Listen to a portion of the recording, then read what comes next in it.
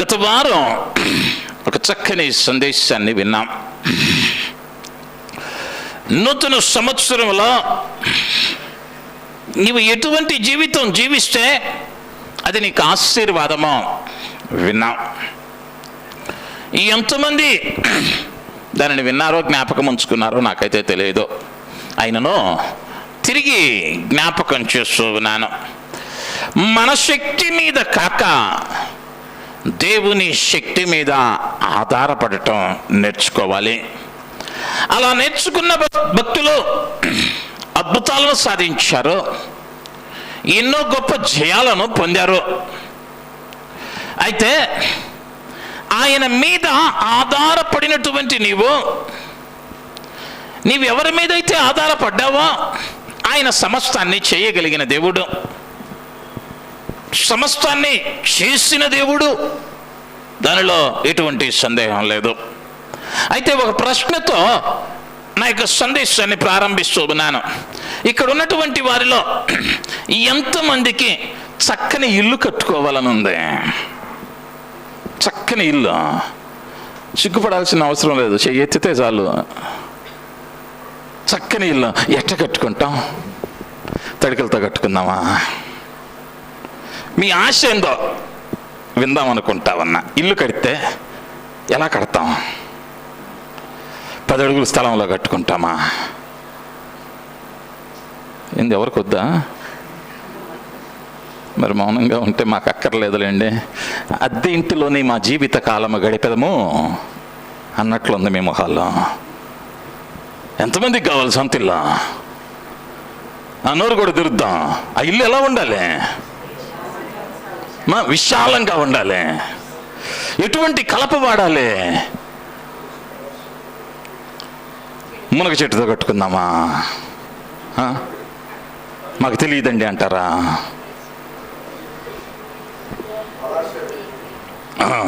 మంచి టేకును కోరుకున్నాడు. వాడుతున్న దానిలో కూడా ఏది కావాలయ్యా అంటే మంచి ద్వారాలు ఉండాలి, మంచి కిటికీలు ఉండాలి. మళ్ళా గోడ కడతాం. గోడ కట్టినాక అడ్డు ఉంది కానీ ఆగిపోంగా దాన్ని ఏం చేస్తాం?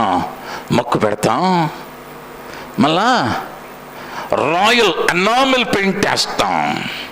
ఎందుకయ్యా అంటే ఆ షైనింగ్ రావాలి, చూసేటప్పుడు అది ఎట్టుండాలి? ఆకర్షణీయంగా ఉండాలి. మరి ఇంకో ప్రశ్న అడుగుతా. విలువైనటువంటి వస్తువులన్నీ ఇంటి నిండా సమకూర్చుకున్నావు, ఇల్లు చూడటానికి అందంగా ఉంది, మరి వెళ్తా తీసుకెళ్తావా? మరి ఎందుకు ఇంత కష్టం? ముందే తెలుసుగా అది. మరి ఇల్లు ఎందుకమ్మా? ఏందయ్యా నువ్వే అడుగుతావు, నువ్వే ఎందుకంటావు? ఇదేం తిప్పలు మాకు, చెప్పేదేదో చెప్పొచ్చుగా అన్నట్టుంది. తీసుకెళ్ళాలని తెలుసు ఇల్లు, అది నిరంతరము కాదని తెలుసు.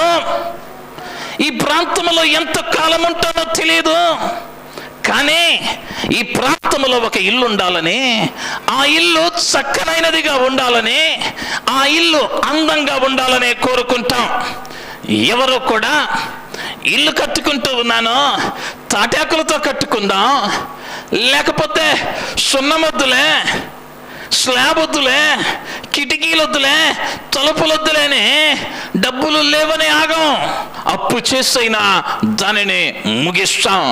ఎందుకయ్యా అంటే అది పర్ఫెక్ట్గా ఉండాలి, చూసేవారి దృష్టిని ఆకర్షించాలి, ప్రక్కనోడి ఇంటికన్నా నా ఇల్లు గొప్పగా కనిపించాలి. మంచిది. అయితే మరి నీ ఆత్మీయ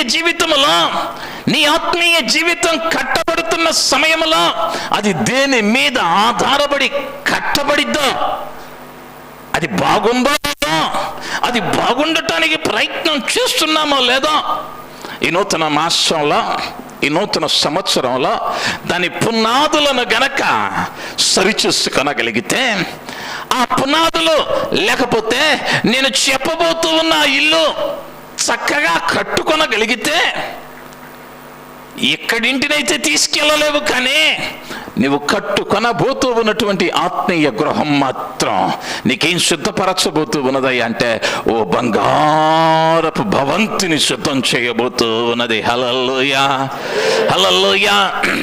ఏంటయ్యా అది అంటే సాక్ష్యము అనబడిన జీవితాన్ని కట్టుకోవాలి.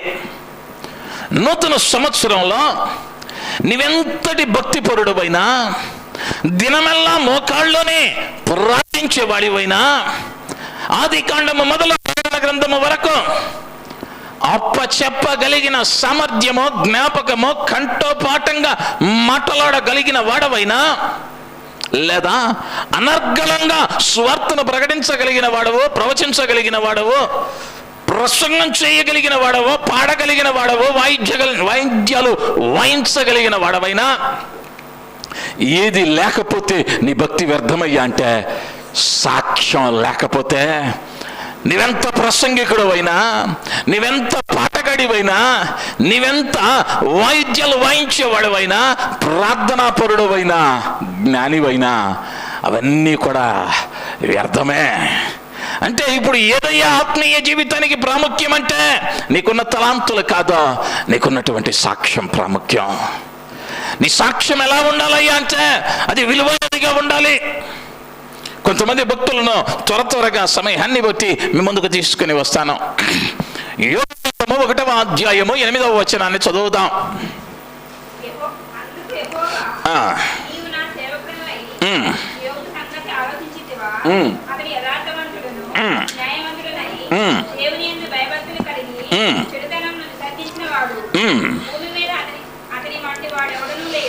భూమి మీద అతని వంటి వాడు ఎవడనో లేడు. ఎవరయ్యా సాక్ష్యం ఇచ్చారంటే యోబును గూర్చి యోబు సాక్ష్యం ఇవ్వటంలా. యోబును గూర్చి దేవుడు సాతాను ఎదుట సాక్ష్యం ఇస్తా ఉన్నాడు. యోబును గురించి దేవుడు సాతాను ఎదుట మాట్లాడుతూ ఉన్నమాట. యోబును గురించి నీవా ఎరిగితివా? అతడు నీతిమంతుడు, యథార్థవంతుడు, న్యాయవంతుడునై దేవుని యందు భయభక్తులు కలిగి చెడుతనమును విసర్జించిన వాడు. మంచిది, గొప్ప సాక్ష్యం ఉంది యోబు గారికి, గొప్ప సాక్ష్యం. ఎవరయ్యా సాక్ష్యం ఇచ్చారు అంటే దేవుడిచ్చాడు. ఇక దేవుడు సాక్ష్యం ఇచ్చాడు అంటే అంతకన్నా ఆశీర్వదింపబడిన వాడు మరి ఒకడు లేడు నా మట్టుకు నేను ఆలోచిస్తే. యోబుని గురించి దేవుడు గొప్ప సాక్ష్యం ఇచ్చాడు. సాక్ష్యం పొందిన తెల్లారేమైందయ్యా అంటే ఉన్నవన్నీ ఊడ్చుకుపోయినాయి. 1వ వచనంలో అన్నాడు, ఊజు దేశమందు యోబు అనే మనుష్యుడున్నాడు, అతడు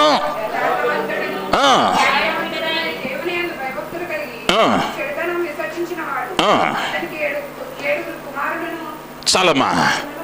ఊజు దేశమందు యోబు ఉన్నాడు, అతడు మిక్కిలి ఆస్తిపరుడు, ఆ దేశమందు అతడే ఆస్తిపరుడు.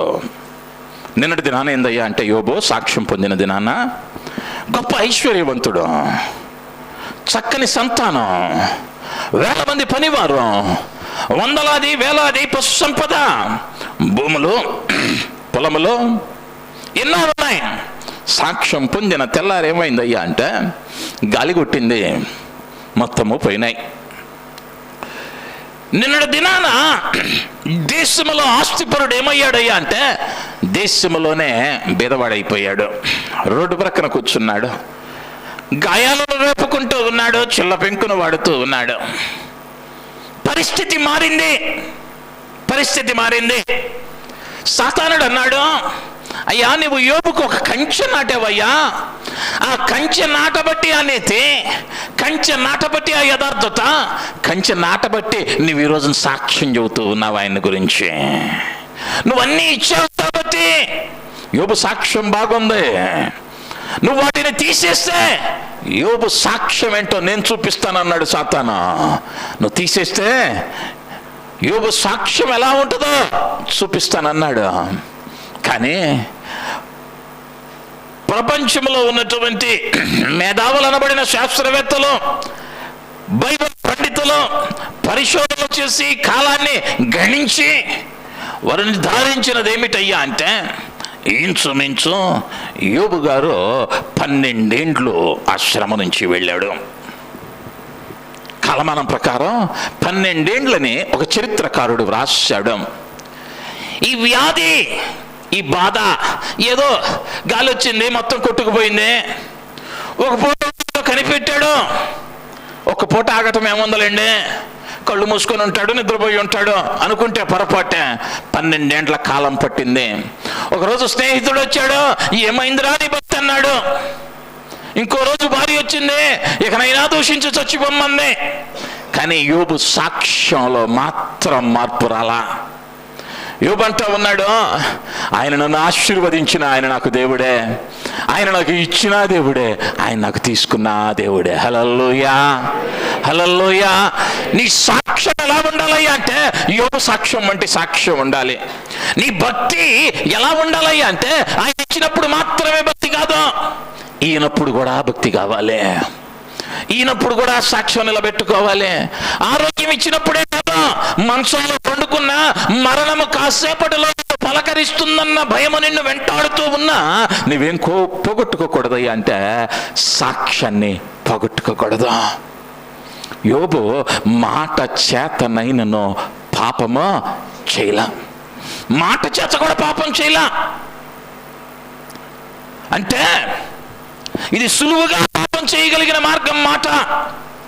అంటే మిగిలిన మార్గాలన్నిటినీ ఎంతో కట్టడిలో ఉంచుకున్నాడు యోబు. ఎందుకయ్యా అంటే యెహోవా యందు భయభక్తులు కలిగిన వాడు కాబట్టే ఆ సాక్ష్యాన్ని చూశాడు ప్రభువు. 12 ఏండ్లు బహుభయంకరమైన మార్గం గుండా యోబు వెళతా ఉన్నా కూడా ఎక్కడా మారలేదయ్యా, ఎక్కడా ఎటువంటి దానికి అవకాశం ఇవ్వలేదు. కాబట్టి అతని మీద జాలి చూపాడు. ఇప్పుడు ఏమయ్యాడయ్యా అంటే అతడు రెండింతలుగా ఆశీర్వదింపబడటానికి, రెండింతల ఆశీర్వాదము పొందుకొనటానికి దేవుడు కృప చూపిన వాడయ్యుంటూ ఉన్నాడు. నీ ఇబ్బందిలో నీ సాక్ష్యాన్ని కాపాడుకోగలిగావా? ఉన్నా లేకపోయినా, ఉద్యోగం ఉన్నా ఆయన నిన్ను ప్రేమిస్తున్న దేవుడే, ఉద్యోగం ఉన్నా ఆయన దేవుడే. ఉద్యోగం ఉన్న రోజేమో హల్లెలూయా స్తుతి మహిమ పాట పాడి, ఉద్యోగం పోయిన రోజేమో అయ్యా నాదే తీసేయాలా, నా పక్కనోడిది తీసేయొచ్చుగా. మన సాక్ష్యం ఏమై ఉంది? ఉద్యోగం తీసినప్పుడు కూడా ఏమనాలయ్యా అంటే నా ఉద్యోగం తీసివేసినందుకు నీకు వందనాలయ్యా, దీని వెనక నీ ప్రణాళికను బట్టి వందనాలని చెప్పగలగాలి. అది సాక్ష్యం ఆయనకు కావాల్సిందే. యోబు అదే చేశాడు.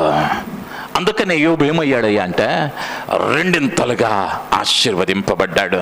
మొదటిగా నీ సాక్ష్యం ఎలా ఉండాలయ్యా అంటే ఎందుకొరకు నువ్వు ప్రయాసపడాలయ్యా అంటే పరిస్థితులను బట్టి, ఆస్తి ఉందో లేదో, డబ్బు ఉందో లేదో, ఆరోగ్యం ఉందో లేదో, నీ సాక్ష్యం ఏమవ్వకూడదు, దేవుని నుంచి నిన్ను దూరం చేసేదిగా మారకూడదు.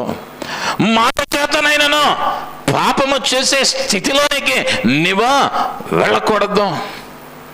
అనేక పర్యాయాలు మన సాక్ష్యాలు ఎలా ఉంటున్నాయి అంటే సంఘంలో సాక్ష్యం బ్రహ్మాండంగా ఉంటుంది, ఇంటి దగ్గరికి వెళ్ళేసరికి సాక్ష్యం అని పేరెత్తాలంటేనే భయం వేస్తుంది. ఎందుకయ్యా అంటే ఇక్కడ చక్కని సుగంధ వాసనలు వెదజల్లిన సాక్ష్యం ఇంటికి వెళ్ళేసరికి ఏమవుతుందయ్యా అంటే గబ్బు కొట్టేస్తుంది, ఇంటికి వెళ్ళేసరికి దుర్వాసన వస్తుంది. అంటే సంఘంలో ఉంది, ఇంట్లో ఏమి లేదు. మందిరంలో ఇంట్లో ఏమి లేదు, మందిరంలో ప్రార్థన బాగుంది, ఇంట్లో ప్రార్థన లేదా. అంటే మన సాక్ష్యం ఏమవుతుందయ్యా అంటే ఆదివారం 2 గంటలుండి వెళ్ళిపోయేది అయిపోతుంది. యోబు రోడ్డు ప్రక్కనున్నా, ఆస్తి ఉన్నా లేకపోయినా, బిడ్డలున్నా లేకపోయినా, పనివారు ఉన్నా లేకపోయినా సాక్ష్యం ఏమవ్వలేదయ్యా అంటే మారలా. ఈ మొదటి మాసంలోనే నీ జీవితం అది ఆశీర్వాదకరంగా ఉండాలంటే నీ సాక్ష్యం ఏ స్థితిలో ఉన్నదో ఒకసారి పరిశీలించుకోవాలి. పరిశీలించుకుంటే దాన్ని క్రమపరచుకునే మార్గాలు ఎత్తుక్కోవచ్చు. తప్పెక్కడుందో తెలియకుండా ఏది బాగవ్వాలని తిరిగావనుకో, మళ్ళా డిసెంబర్ 31 రాత్రి కూర్చొని మందిరంలో అయ్యా ఈ సంవత్సరమైనా అని ప్రార్థన చేయాలి. మళ్ళా ఈ సంవత్సరం అంతా చేసిన ప్రార్థన అయిపోయింది, మళ్ళా కొత్త పాట. దానికి ఒకళ్ళు ట్యూన్ కట్టాలి, ఇంకొకటి మ్యూజిక్ వేయాలి. ట్యూన్ కట్టేవాడు మ్యూజిక్ వేసేవాడు ఎవడో ఇక్కడ నిలబడి ప్రసంగం చేసి పాస్టర్ అవ్వాలి. మనమేమో ఎలుక తోలు తీసి ఏడాది ఉతికినా నలుపే కానీ తెలుపు రాదు. ఇప్పుడు ఏం చేస్తే వచ్చిద్దయ్యాదంటే నీ సాక్ష్యం ఏ స్థితిలో ఉందో పరిశీలించుకోవాలి. పరిశీలించుకుంటే పరిష్కార మార్గం దొరికిద్ది. యోబు భక్తి మారలా, సాక్ష్యం మారలా, కాబట్టి ఆశీర్వదింపబడ్డాడు. లూకా సువార్తలోనికి వెళితే ఒక దంపతులను గమనిస్తాం. 1వ అధ్యాయం 6వ వచనం. లూకా సువార్త 1:6. వీరిద్దరూ ప్రభువు యొక్క సకలమైన ఆజ్ఞల చొప్పునను న్యాయ విధుల చొప్పునను నిరపరాధులుగా నడుచుకొనుచు దేవుని దృష్టికి నీతిమంతులై ఉండిరి. దేవుని నామానికి మహిమ కలుగును గాక. హల్లెలూయా. వీళ్ళిద్దరూ ఎవరయ్యా అంటే ఎలిజబెత్ జకర్యాలు. వీళ్ళ వయస్సు ఎంత అంటే బహుకాలము గడిచిన వృద్ధులు. వీళ్ళ పని ఏంటయ్యా అంటే యాజక ధర్మము. అయితే వీళ్ళు ఏ పరిస్థితిలో ఉన్నారయ్యా అంటే వృద్ధాప్యంలో ఉన్నారు, కానీ సంతానం లేదు. వృద్ధాప్యంలో ఉన్నారు, సంతానము లేదు అంటే అవమానము మధ్య ఉన్నారు, నింద మధ్యలో ఉన్నారు. ఈనాడే సంతానము లేకపోతే చాటుమాటును సడుగుకునేటువంటి మాటలు చాలా ఉంటాయి. అయితే ఆ దినాలలో మరి భయంకరంగా ఉండేవి. అంటే అంతటి నింద మధ్యలో కూడా ఈ దంపతులిద్దరు ఏం చేస్తున్నారయ్యా అంటే దేవుని పనిని జరిగిస్తా ఉన్నారు. ఈ యాజక ధర్మము జరిగించుట జకర్యా పని. ఈ యాజక ధర్మము జరిగిస్తున్న జకర్యా గురించి దేవుని దూత ఏమన్నదయ్యా అంటే వీరిద్దరూ మళ్ళా చదవండి వచనం. వీరిద్దరూ ప్రభువు యొక్క సకలమైన ఆజ్ఞల చొప్పున నిరపరాధులుగా నడుచుకున్నట్టు. దేవుడు సంతానం వేయలేదనో, ముసలిమైపోయాం, ఏ ఆశీర్వాదం లేదనో వీళ్ళేం చేయలేదయ్యా అంటే దేవుడు ఆశీర్వాదం ఇవ్వలేదని ఆయన ఆజ్ఞలను పాటించటం మనీలా. వీళ్ళ సాక్ష్యం ఏంటయ్యా అంటే ఆయనను నమ్మాం, ఆయన ఇచ్చినా ఇవ్వకపోయినా మేమేం చేస్తామయ్యా అంటే సకల ఆజ్ఞల్ని పాటిస్తాం. ఆయన ఇచ్చినా ఇవ్వకపోయినా సకల ఆజ్ఞల్ని పాటిస్తాం. అనేక పర్యాయాల్లో మనం ఎట్టుంటుందయ్యా అంటే ఆయన ఇస్తే అప్పుడు చేస్తాం. నేను ఎప్పుడు వాడే పదజాలం, నువ్వు ఇచ్చే లంచం తీసుకోవటానికి నా దేవుడు సాధారణమైన వాడు కాదు. నువ్వు లంచం ఇస్తే నీకు పని చేయటానికి ఆయన మనుష్యుడు కాదు. ఆయన ప్రపంచాన్నే ఏలుతున్న మహారాజు, ప్రపంచాన్ని ఏలుచున్న మహారాజు. ఆయన కొనటం, ఆయనకి లంచం ఇవ్వటం నీ జీవితం అంతా ఉపయోగం లేదు. అంటే ఇప్పుడు జకర్యా ఎలిజబెత్లో మందిరంలో పెడుతున్నారు. ప్రతిరోజు ధూపం వేయటం జకర్యా బాధ్యత. ధూపం వేయటానికి వెళ్ళిన ఏ రోజు కూడా నేను అనుకుంటాను జకర్యా బాధపడలా. అక్కడ నుండి అయ్యా వృద్ధుడనైపోయాను, ఇంకా సంతానం ఇవ్వలేదని దేవుణ్ణి ఏ దినమునో ప్రశ్నించలేదు. అందును బట్టే జకరయ్యను బట్టి అన్నాడు, నిందారహితంగా ఉన్నాడు, సకలాజ్ఞల చొప్పున నడిచాడు. ఇప్పుడు ఆ సాక్ష్యాన్ని కాపాడుకోవటం వలన దేవుడు ఏం చేశాడయ్యా అంటే ఒక దూతను పంపాడు. దూత తనను గురించి ప్రకటన చేసుకుంటూ, అయ్యా నేను దేవుని కుడి పార్శ్వమున ఉండేటువంటి గాబ్రియేలు అని దూతను, దేవుడు ఒక శుభవార్తను నీకు తీసుకుని రావటానికి నన్ను పంపాడు. నీవు నిశ్చయ కాలమున నీ భార్య కుమారుడిని కనిద్ది, అతనికి యోహాను అని పేరు పెట్టండి. పేరు కూడా పెట్టేసింది దూత. జకరయ్య అంటా ఉన్నాడు, ఇది ఎట్లు సంభవించును, నేను బహుకాలము గడిచిన వృద్ధుడనే, నా భార్యయు వృద్ధురాలైపోయిందే, ఇది జరగదు అని జకరయ్య చెబుతా ఉన్నాడు. అంటే నీ సాక్ష్యం బాగుంటే ఏమైతాయి అంటే నీవు నమ్మలేని కార్యాలు నీ జీవితంలో నా దేవుడు జరిగించగలిగిన వాడు. దానికి పునాది అంటే నీ సాక్ష్యం. నీ జీవితంలో అద్భుతం కావాలా? నీకే నమ్మబుద్ధి కాని స్థితిలోనికి నువ్వు మారాలా? నీవే నమ్మలేనటువంటి స్థాయికి నీవు ఎదగాలా? లేదా నీవే నమ్మలేనటువంటి ఆశీర్వాదం నీ ఇంటిలో జరగాలా? నీకు నమ్మకం లేదు, అది జరిగిద్దన్న ఆశ బొత్తిగా లేదు, కానీ నీ సాక్ష్యాన్ని నువ్వు కాపాడుకోగలిగితే జరగవని నీ వస్తున్న గొప్ప కార్యాలు నా దేవుడు జరిగించగలిగిన సమర్థుడై ఉంటూ ఉన్నాడు. హల్లెలూయా, హల్లెలూయా. జకరయ్యతో ఏదైతే చెప్పాడో దూత, జకరయ్య అయ్యా ఇది జరగదయ్యా అని అన్నాడు. దూత అంటా ఉంది, నీవు నమ్మలేదు కాబట్టి ఈ కార్యము జరుగు వరకు నీవు మాటలాడవు, మౌనివై ఉండు అని దూత చెప్పింది. ఆ దినములు గడిచేంత వరకు కూడా జకరయ్య నోట మాట రాలేదు. జకరయ్య నోట మాట రాలేదు. కానీ ఏ మాటనైతే విన్నాడో ఆ మాట నెరవేర్చబడింది. ఆ అధ్యాయం చదువుకుంటా వెళితే ఎంతో ఆశ్చర్యాన్ని కలిగించే సంగతులు ఉంటాయి. ఆమె గర్భం ధరించింది, 5 మాసములు ఎవరికి కనిపించకుండా తన ఇంటనే ఉన్నది అని వ్రాయబడింది. అంటే ఈ వృద్ధాప్యంలో బయటకు వెళితే ఇప్పటి వరకు అనుభవించిన నింద, గొప్ప అవమానం సమాజం ఇచ్చిద్దని భయపడింది అమ్మా. లేదా సమాజమునకు భయపడి ఇంటిలోనే 5 నెలలు ఉంది ఎలిజబెత్. లేఖనంలో వ్రాయబడిన మాట. తనను కనబరుచుకున్న సమాజానికి అంతటి భయంకరమైన పరిస్థితులలో వారేం చేశారయ్యా అంటే తమ సాక్ష్యాన్ని కాపాడుకున్నారు. అయితే మనల్ని ప్రశ్నించుకోవలసిన అవసరం ఏంటయ్యా అంటే,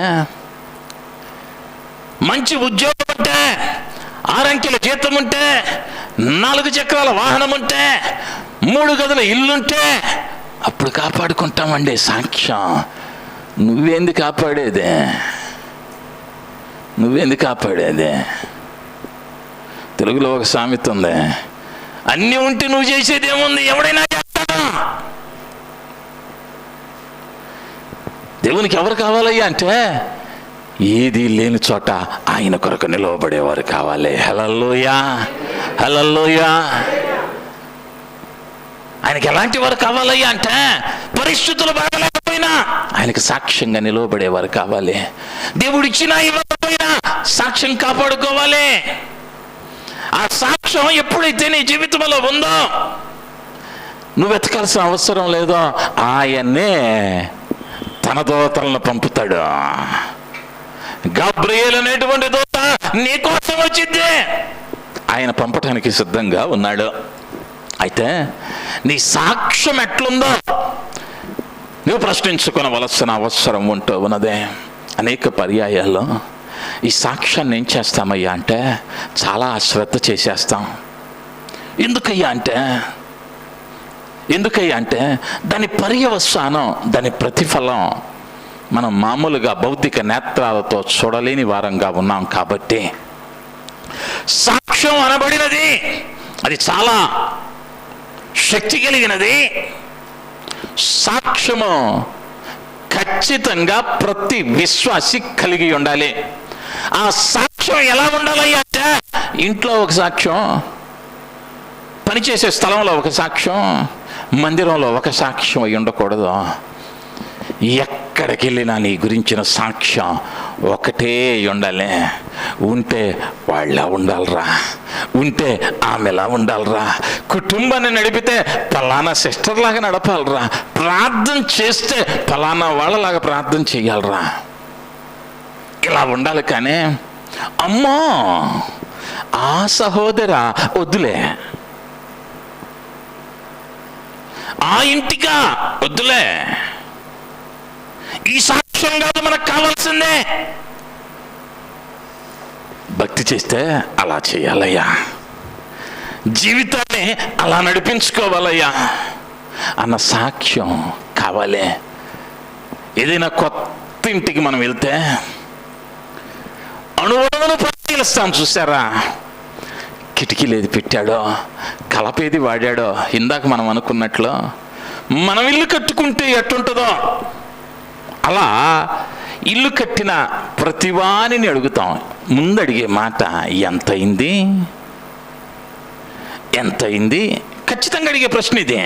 ఇల్లు కొన్నామనగానే ఫస్ట్ వచ్చే ప్రశ్న ఏందయ్యా అంటే, ఎంతయింది బ్రదర్, ఎక్కడ బ్రదర్, ఈ రెండే వస్తాయి ముందు.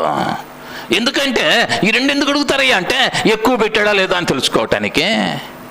రెండోది ఆ ప్రాంతము మంచిదా కాదా తెలుసుకోవటానికి. అదే రీతిగా నీ సాక్ష్యం అది సరి అయినదా లేదా అన్నది నీ క్రియలను బట్టి తెలిసిద్ది. ఇల్లేమో చూస్తే తెలిసిద్ది, నీ సాక్ష్యమేమో నీ క్రియలను బట్టి తెలిసిద్ది. నీ క్రియలను బట్టి నీ సాక్ష్యం తెలిసిద్ది. యోబు భక్తి ఎలా ఉన్నదయ్యా అంటే, ఉన్నా లేకపోయినా ఆయనే దేవుడు అన్నాడు. ఎక్కడా పాపం చేయలా. ఎలిజబెత్ జకరయ్యాలు ఏం చేస్తారయ్యా అంటే, నమ్మకంగా ఉన్నారు, అవమానంలో కూడా నమ్మకంగా ఉన్నారు. దేవుడు ఆశీర్వదించాడు. సంఖ్యాకాండంలోనికి వెళితే 12వ అధ్యాయం 3వ వచనం.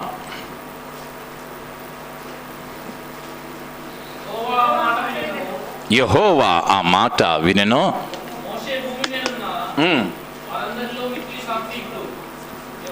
చాలమ్మా. మోషే ఎవరయ్యా అంటే, భూమి మీదనున్న వారందరిలో మిక్కిలి సాత్వికుడు. ఎవరు చెబుతూ ఉన్నారయ్యా అంటే, దేవుడు చెబుతా ఉన్నాడు. దేవుడు చెబుతా ఉన్నాడు. ఎవరిని గురించో తెలుసా? మోషేను గురించి. ఎందుకో తెలుసా? ముందున్న వచనంలో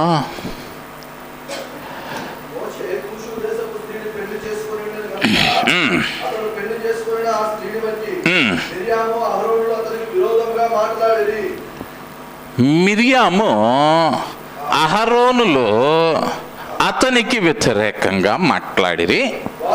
వారు మోషే చేత మాత్రమే యెహోవా పలికించిన, ఆయన మా చేత పలికింపలేదా అని చెప్పుకొనగా, యెహోవా ఆ మాట వినెను. ఆ తర్వాత వాడిన పదజాలం నాకు బాగా నచ్చింది. ఆ మాట దేవుడు వినెను అన్న మాట వాడాడే. దానికి ముందు ఏ మాట అయ్యా అంటే, మిరియాము అహరోనులో మోషేకు వ్యతిరేకంగా మాట్లాడుతూ ఉన్నారు. ఏమనయ్యా అంటే, ఈ విస్తారమైన జనాన్ని మోషే మాత్రమే నాయకుడా? దేవుడు మా ద్వారా మాట్లాడలేదా? దేవుడు మా చేత కార్యాలు జరిగించలేదా? మోషే కంటే మేము తక్కువ వారము కామే అని ఎవరయ్యా మాట్లాడుతున్నాడంటే, సహోదరుడు సహోదరి మాట్లాడుతూ ఉన్నారు. సిస్టర్ బ్రదర్ ఏం చూను కట్టారయ్యా ఇప్పుడు అంటే, మేం కూడా, వీళ్ళు బయట వాళ్ళు కాదు పాపం, సొంత వారు. మా ద్వారా దేవుడు పలికింపలేదా? పాప మా మాటలన్నటువంటి ఆయనేమో భూమి మీదనున్న వారందరిలో సాత్వికుడు. ఎప్పుడు చెబుతా ఉన్నాడు సాత్వికుడు మోషే అనే దేవుడు అంటే, ఈ మాటలు వినిన తరువాత, అంటే ఈ మాటలు మోషే దాకా వెళ్ళాయి. మోషే ఏం చేస్తా ఉన్నాడయ్యా అంటే మౌనంగా ఉన్నాడు. వారితో వాదనలు ఆడలేదు, వాదోపవాదాలు చేయలేదు. నన్ను కదా పిలిచింది అని ఒక డిబేట్ పెట్టలే అక్కడ, దేవునికి అప్పగించాడు. అది చూసిన దేవుడు ఏం చేశాడయ్యా అంటే, ఇప్పుడు ఇద్దరిని పిలిచాడు. అమ్మా మిరియం గారు, ఆరోను గారు, గుడారాలకు రండి, మీతో ముచ్చటించవలసిన సంగతులు అనేకం ఉన్నాయి.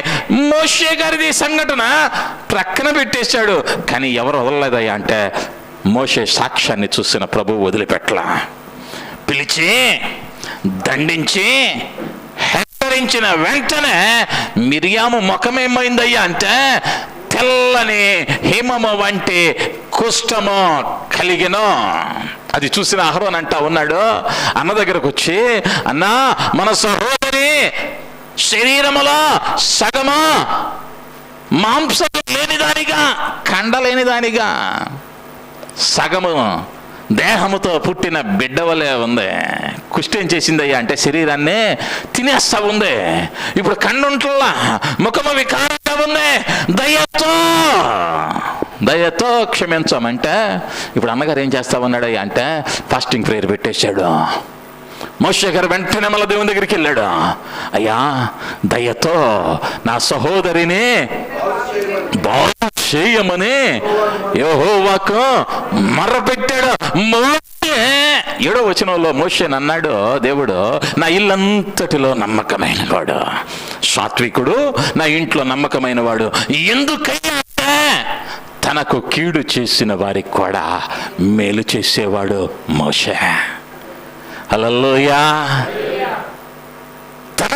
తనకు వ్యతిరేకంగా మాట్లాడాలని, దేవా నా పక్షాన ఉన్నావయ్యా, వెంటనే చూపించావయ్యా నీ కార్యం, నీ కృతజ్ఞతలయ్యా అనలా. వెళ్ళే అయ్యా దయతో క్షమించయ్యా. దేవుడు అంటా ఉన్నాడు, 7 దినములు పాలెము వెలుపట ఆమెను ఉంచి 7వ దినమున 7 దినముల తరువాత తిరిగి పాలెములోనికి తీసుకుని రమ్మన్నారు. 7 దినాలు ఎందుకు ఉంచమన్నాడు? అది తెలియాలి అందరికీ. ఆ వ్యాధి ఆమెను పట్టినదన్న సంగతి తెలియాలి. ఆ భయము జనుల్లో పుట్టాలి. ఇప్పుడు తిరిగి 8వ దినమున పాళెములోనికి ఆమె వచ్చింది. ఆనాటి ఆచారం ఏంటయ్యా అంటే, ఆనాడైనా ఈనాడైనా కుష్టి వ్యాధిగ్రస్తులను దూరంగానే ఉంచుతారు. ఎందుకంటే దానికి మందు లేదు, భయంకరమైనటువంటి దుర్వాసన వస్తుంది, అది మందు లేని వ్యాధి కాబట్టి నేటికి భయపడతారు. ఆ దినాలలో జనులకు దూరంగా వచ్చేవారు వారిని. కానీ దేవుడు అన్నాడు, 8వ దినాన్ని తీసుకొచ్చేసేయండి. అంటే అర్థం ఏంటయ్యా అంటే 7 దినాల తర్వాత ఆమె స్వస్థత పొందబోతూ ఉంది. కారణం ఎవరయ్యారయ్యా అంటే, తనకు వ్యతిరేకంగా మాటలాడిన వారి కొరకు ప్రార్థించగలిగినటువంటి మోషే అందుకు కారకుడయ్యాడు. అందుకనే దేవుడు అన్నాడు, నా ఇల్లంతటిలో నమ్మకమైన వాడు. మరి నువ్వు నేను ఎలా ఉన్నావు? మన శత్రువుల కొరకు ప్రార్థన చేయగలుగుతూ ఉన్నామా? ఆ ప్రార్థన హృదయాంతరంగంలో నుంచి వస్తుందా? ఒక మాట అన్నారనో, నిన్ను పలకరించలేదనో, లేదా నిన్ను పిలవలేదనో, నీకు చెప్పలేదనో, మనస్సులో వ్యర్థమైన వాటికి చోటిచ్చి దేవునికి అవిధేయమైన కార్యాలకు చోటిచ్చే సాక్ష్యాన్ని పోగొట్టుకుంటున్నామా? ప్రశ్నించుకొనవలసిన వారం. మోషే శత్రువు కొరకు ప్రార్థించాడు. చివరిగా ఒక్క విషయాన్ని జ్ఞాపకం చేస్తాను. ఆదికాండం 22:12. ఆదికాండం 22:12. అప్పుడు ఆయన ఆ చిన్నవాని మీద చెయ్యి వేయకుము, నీకు ఒక్కడై ఉన్న నీ కుమారుని నాకు వెనుదీయలేదు కనుక నీవు దేవునికి భయపడువాడవని ఇందువలన నాకు కనబడుచున్నదని దేవుడు నామానికి మహిమ కలుగును గాక. హల్లెలూయా. దేశం వదిలేసినప్పుడు దేవుడి మాట అనలా, అయిన వారిని వదిలినప్పుడు ఈ మాట అనలా. 99వ ఏట సంతానం ఇస్తానంటే వచ్చిన దూతలకు గొప్ప విందు చేసినప్పుడు నీవు నా యందు భయభక్తులు కలిగిన వాడవని ఇందును గురించి నేను తెలుసుకుంటున్నానని అనలా. కానీ ఇప్పుడు అంటా ఉన్నాడు, ఇందును బట్టి నీవు నా యందు భయభక్తులు కలిగిన వాడవని నేను తెలుసుకొని ఉన్నానని సాక్ష్యం ఇస్తా ఉన్నాడు. ఎందుకయ్యా అంటే ఇప్పుడు అబ్రహాము గారి వయస్సు 112 ఏండ్లు. 112 ఏండ్లలో 99 ఏళ్లకే బిడ్డ పుట్టడం కష్టమంటే, ఆ బిడ్డ 12 ఏండ్లు పెరిగిన తరువాత దేవుడు బలి ఇవ్వమంటే సంకోచించక ప్రశ్నించక వెళ్ళిపోయి బలి అర్పించేస్తానికి సిద్ధం చేసి కత్తి ఎత్తాడు. ఒక్క క్షణం ఆలస్యమైతే ఇస్సాకు 2 అయిపోయేవాడు. అప్పుడు దేవుడు మాట్లాడుతూ ఉన్నాడు, ఇందును గురించి అంటే నీ సాక్ష్యం ఎలా ఉండాలయ్యా అంటే, అన్నీ ఉంటే ఏదో దేవుని కొరకు అన్నది కాదు నీ సాక్ష్యం. ఆయన ఏది చేయమన్నా అది ఎంతటిదైనా వెనకాడకుండా చెయ్యాలి. ఆయన కోసం చేసే పని, ఆయన అడిగిన పని, ఆయన చెయ్యమన్న పని ఎంత భారమైనా చెయ్యాలి, ఎంత భారమైనా చెయ్యాలి. ఎందుకయ్యా అంటే దానిని చేయగలిగిన సామర్థ్యము ఆయన ఇస్తాడు. నీకు పనిచ్చాడు కాబట్టి. ఉద్యోగం ఇస్తారు మనకి ఆఫీసుల్లో, నీ ల్యాప్టాప్ నువ్వు కొనుక్కో, నీ కుర్చీ మీ ఇంటి దగ్గర నుంచి తెచ్చుకొని వేసుకొని ఎక్కడ పని చేయి అంటాడా? వాడే ఇస్తాడు. పెద్దోళ్ళు కూడా అన్నారు, నారు పోసినోడు నీరు పోయిడా. నీకు పని అప్పగించిన ప్రభువు నిన్ను గాల్లో వదిలిపెడతాడా? నిన్ను చెయ్యమన్నాడే పని, కానీ ఆయన ఏం చూస్తున్నాడయ్యా అంటే నీ సాక్ష్యం కాపాడుకుంటావా లేదా. అబ్రహామును కూడా పరిశీలించిందదే. అడిగితే ఇన్ని చేశానే, బిడ్డలు కలగని స్థితిలో బిడ్డలను ఇచ్చానే, నా మీదనే ఉన్నాడా, అటు ఇటు తిరుగుతా ఉన్నాడా, సాక్ష్యం ఎలా ఉంది చూశాడు. ఇప్పుడు అంటా ఉన్నాడు, ఇందును బట్టియే నీవు నాకు భయపడుచున్న వాడవని చెబుతూ ఉన్నాడు దేవుడు. మరి నీ సాక్ష్యం ఎలా ఉంది?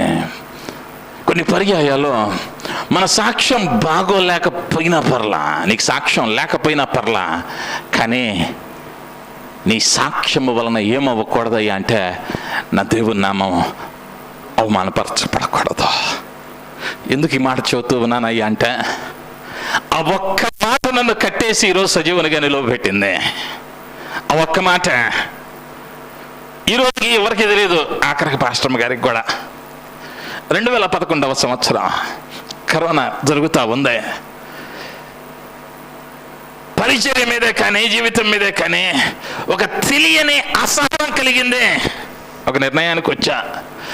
పితరులైన భక్తులు ఎలా అన్నారో వేదనలో, ఈ జీవితం ఇంత మట్టుకు చాలయ్యా, నన్ను తీసుకో అని ప్రార్థన చేస్తా ఉన్నప్పుడు అక్కరై బీచ్ తెలుసు, మిట్ట మధ్యాహ్నం పాస్టర్ గారు ఊర్లో లేదో వెళ్ళాను బీచ్కి.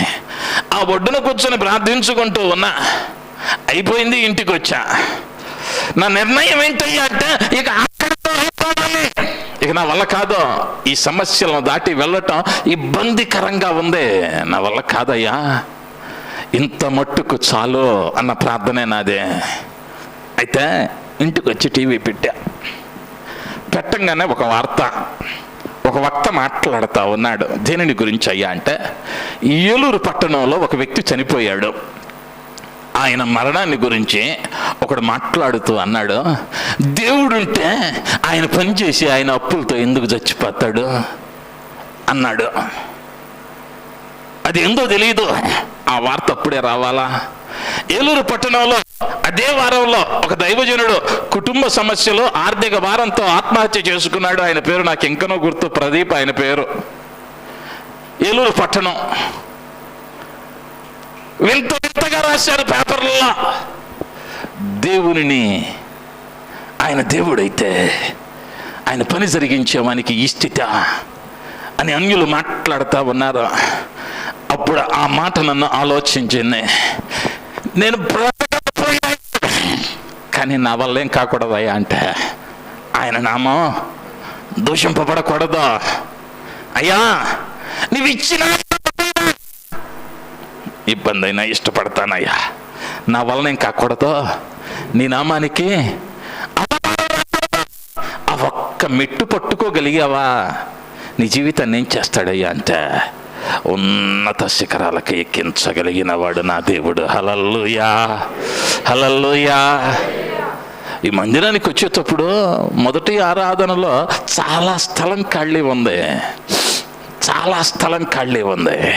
ఇప్పుడు ఏమైందయ్యా అంటే ఒక్క మందిరం వాళ్ళని చేరితేనే ఇంకెవరన్నా ఇద్దరు వస్తే ఇంకా రావాల్సిన వాళ్ళు ఉన్నారు 25 మంది. ముందుకు జరగండి, ముందుకు జరగండి అన్న పాట పెట్టాలి. ఒక్క మందిరానికి చాలటల్లా ఈరోజు. ఎందుకయ్యా అంటే పరిచర్యకు ఒక సాక్ష్యం ఉంది. సాక్ష్యం ఉంటేనే దేవుని ఆశీర్వాదం. నీ జీవితంలో నీ భార్య నిన్ను గురించి మంచి సాక్ష్యం చెప్పగలిగిన స్థితిలో నీ ప్రవర్తన ఉందా? నీ భర్త గురించి మంచి సాక్ష్యము చెప్పగలిగిన స్థితిలో నీ సాక్ష్యం ఉందా? నీ బిడ్డలు నిన్ను గురించి మంచి సాక్ష్యం చెబుతా ఉన్నారా? నీ తల్లిదండ్రులు నిన్ను గురించి మంచి సాక్ష్యం చెబుతూ ఉన్నారా? నీ ప్రతింటి వారు, నీ ఎదురింటి వారు, నీ తోటి, నీ అన్నదమ్ములు నిన్ను గురించి ఎటువంటి సాక్ష్యాన్ని పలుకుతా ఉన్నారు? దయచేసి చెబుతూ ఉన్నాను, తప్పుగా అనుకోవద్దు.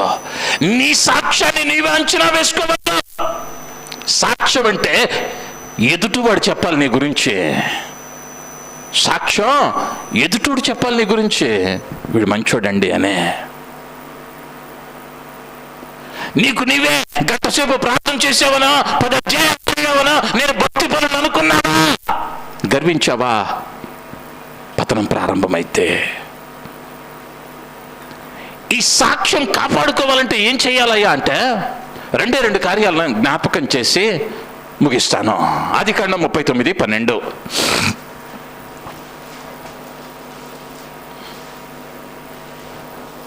ఆదికాండం 39:12. అప్పుడు అమ్మే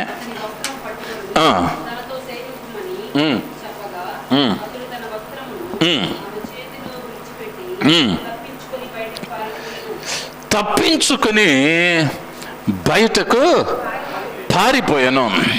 యోసేపు పారిపోతా ఉన్నాడు. పారిపోయేంత తప్పేం చేయలా యోసేపు. దేవునికి విరోధంగా పాపం చేయనన్నాడంతే. అంటే యోసేపు ఐగుప్తు మీద ఒక గొప్ప అధికారిగా మార్చబడటానికి కారణం ఏమిటయ్యా అంటే సాక్ష్యం కాపాడుకున్నాడు. దేవుడు ఏదైతే చేయొద్దన్నాడో చక్కగా చెబుతూ ఉన్నాడు ఆమెకు. అమ్మా, నీ మీద నా యజమానుడు నాకు అధికారం ఇవ్వాలా, ఇంటిలో సమస్త మీద నాకు అధికారం ఉన్నదే, కానీ నీ మీద మాత్రం నాకు అధికారమా లేదా? దేవునికి విరోధంగా నేను పాపం చేయలేను. అందుకని దేవుడు స్పష్టంగా చెప్పాడు దావీదు భక్తుని చేత, దుష్టుల ఆలోచన చొప్పున నడువక, పాపుల మార్గమున నిలువక, అపహాసకులు కూర్చుండు చోటన కూర్చుండక. మేము కూర్చుంటామండి కానీ అవి మాలోనికి రానియమండి, మేము వెళతామండి కానీ అవి చెయ్యమండి, మేము చూస్తామండి మళ్ళా రానియమండి. ఈ పప్పులు ఉడకవు. ఎందుకయ్యా అంటే ధర్మశాస్త్రం వద్దండి. లోకం కూడా చెప్పింది 6 నెలల సావాసం చేస్తే వారు వీరవుతారు, వీరు వారవుతారు. నువ్వు వెళ్ళని స్థలమే, వెళ్ళినా బాగుండే స్థలమే 6 నెలల బాగానే ఉంటుంది. 7వ నెల ప్రారంభమైద్ది, వాని స్థానంలోనికి నువ్వు వెళ్తావు, ఇంకొకరిని తీసుకుని వెళ్తావు. ఏం చేయమన్నాడు అంటే పారిపోమన్నాడు. పారిపోమ్మన్నాడు. దేనికి దూరంగా అయ్యా అంటే దేవునికి అవిధేయమైన కార్యము నుంచి దూరంగా పారిపోమ్మన్నాడు. పాపమునకు దూరంగా పారిపోవాలి, పరిశుద్ధతను కాపాడుకునటానికి ప్రయాసపడాలి. నీ సాక్ష్యం బాగుండాలా? పాపానికి దూరంగా ఉండవు. నీ సాక్ష్యం బాగుండాలా?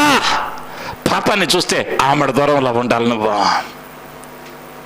లేదంటే పాపం చెయ్యమండి, మేము చేసేవాళ్ళు మాత్రం ముందుకు నెడతామంటే చూసినా శిక్షే, ఆడినా శిక్ష అనంట. కోడి పందెం ఇప్పుడు న్యూస్లో వేస్తున్నారు. సంక్రాంతి సందర్భంగా కోడి పందాలు ఆడితే చూసిన వాడిని కూడా పట్టుకెళ్తారు గోదావరిలో. అవునా కాదా? ఆడెవరి నుంచి ఉంటే అండి పట్టుకెళ్ళటమే. నేను ఆడలేదండి అంటే కుదరదు. నేను పాపం చేయలేదండి, పాపం చేసే వారితో పాటు ఉన్నానండి అంటే నీకు కూడా బర్త్ కన్ఫామే. ఎక్కడయ్యా అంటే పాతాళములో ఆరని అగ్నిలో. మరి నీ సాక్ష్యం, నీ సాక్ష్యం. యోసేపు పారిపోతా ఉన్నాడు, ఎవరూ లేరు అక్కడ. రేపటి దినాన ఏమన్నా మాట్లాడితే ఇది కాదు అది చెప్పటానికి ఎవరు లేరు. కానీ యోసేపుకి ఏం తెలుసాయి అంటే చూచుచున్న దేవుడు ఒకడున్నాడు, ఆయన కనుల నుంచి నేను దాక్కొనలేను. కాబట్టి పారిపోవాలి, పాపం నుంచి నేర్చుకోవాలి. పాపం నుంచి పారిపోవటం నేర్చుకున్నావా, నీ సాక్ష్యం బాగుంటుంది. పాపముతో పారిపోయావా, సాక్ష్యము పాడైపోయేటువంటి ప్రభావం ఉంది. సాక్ష్యం లేదా సిమ్ కార్డు లేని ఫోన్ లాంటిది నీ జీవితం. సిమ్ కార్డు లేని ఫోన్తో ఫోన్ చేయగలమా? ఉన్న ఉపయోగం లేదు, డబ్బా అటు ఇటు ఇసిరేయటానికి తప్ప. నీ జీవితం అంతే. ఏ ఆశీర్వాదం ఉండదు, మనిషివే కానీ ఏంటయ్యా అంటే ఆశీర్వాదం లేని జీవితం. ఎప్పుడయ్యా ఆశీర్వాదం అంటే సాక్ష్యం కలిగి ఉంటే నిందలో కూడా ఆశీర్వాదం, కష్టంలో కూడా దీవెన. ఏమీ లేకపోయినా ఆయనే కలుగ చూసుకుని కార్యం జరిగిస్తాడు. నీకు వ్యతిరేకంగా ఎన్ని పరిస్థితులు ఏర్పడుతూ ఉన్నా వాటిని ఆయనే సద్దుమణుస్తాడు. ఎప్పుడయ్యా అంటే నీ సాక్ష్యం సరి అయినదిగా ఉన్నది నాన్న. అపోస్తలుడైన పౌలు కూడా తిమోతికి వ్రాస్తూ 1 తిమోతి పత్రిక 4వ అధ్యాయము 11-12 వచనాలలో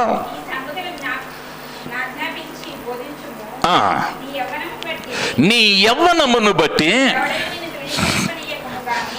ఎవడునో నిన్ను తృణీకరింపనీయకుము, కానీ మాటలోనూ ప్రవర్తనలోనూ ప్రేమలోనూ విశ్వాసములోనూ పవిత్రతలోనూ విశ్వాసులకు మాదిరిగా ఉండము.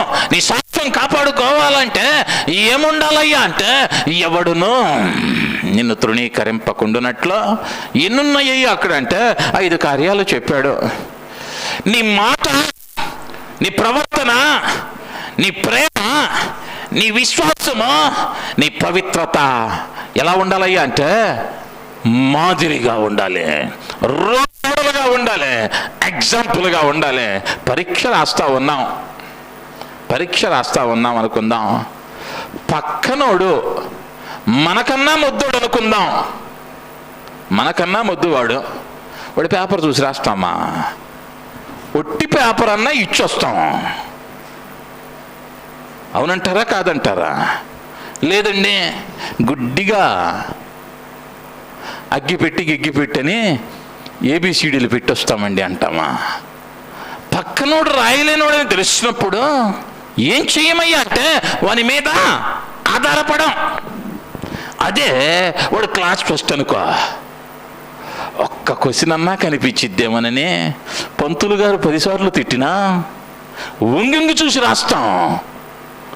ఎందుకయ్యా అంటే వాడు క్లాస్ ఫస్ట్ కాబట్టి, వాడు రాసేది రైట్ అయ్యి ఉంటుంది కాబట్టి. మరి నిన్ను మాదిరిగా ఎవరన్నా వెంబడించడానికి నీ జీవితం ఆమోదయోగ్యంగా ఉందా? దేనిలోనైనా ఒక్కసారి పరిశీలించుకుందాం. పౌలన్న మాట మాటలో మాదిరి ఉండాలి. నీ మాట ఎలా ఉండాలి అంటే నలుగురికి మాదిరికరంగా ఉండాలి. నీ ప్రవర్తన మాదిరికరంగా ఉండాలి. నీ ప్రేమ మాదిరికరంగా ఉండాలి. నీ విశ్వాసం మాదిరికరంగా ఉండాలి. నీ పవిత్రత మాదిరికరంగా ఉండాలి. ఇవి లేకపోతే తిమోతి నిన్నేం చేస్తారయ్యా అంటే తృణీకరిస్తారు. నీ సాక్ష్యం కాపాడబడదు. నీ సాక్ష్యం కాపాడబడదు.